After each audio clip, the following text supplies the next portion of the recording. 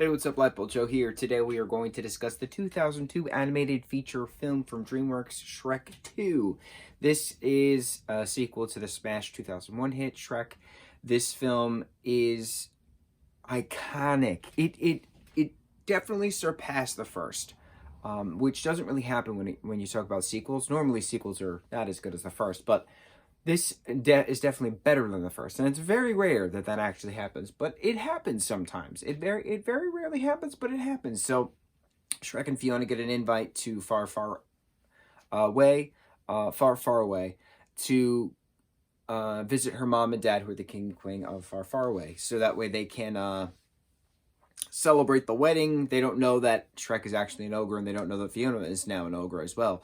So Shrek, Donkey, Fiona go to far away. They leave the fairy tale creatures to, keep track of the house and stuff. And so chaos ensues when they find out that Shrek is an ogre and Fiona is back to being an ogre, and a fairy godmother is still trying to get her son Prince Charming to marry Fiona after the deal that she made with Harold, who's the king of far away, that she would make him not a toad anymore, so long as his firstborn daughter would marry her firstborn son.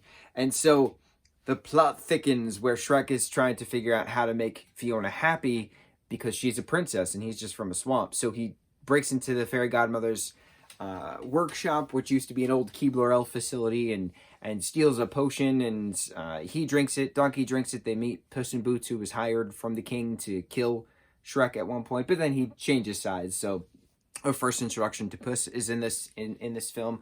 A lot of adult jokes in this I never caught as a kid, but hysterical nonetheless. And then, eventually it's revealing that beauty is on the inside, not on the outside, and they become ogres once again after their true love's kiss is shared. But fairy godmother's singing hero throughout the majority of the chase scenes throughout the film.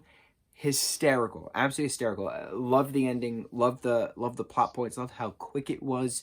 It's a very nice take on fairy tale. We are very used to Disney iterations of fairy tale stories. So to have a different take in pop culture on fairy tale stories, the Grimm Brothers fairy tales, Hans Christian Andersen stories, it's very nice to see it as a change, and it works very well.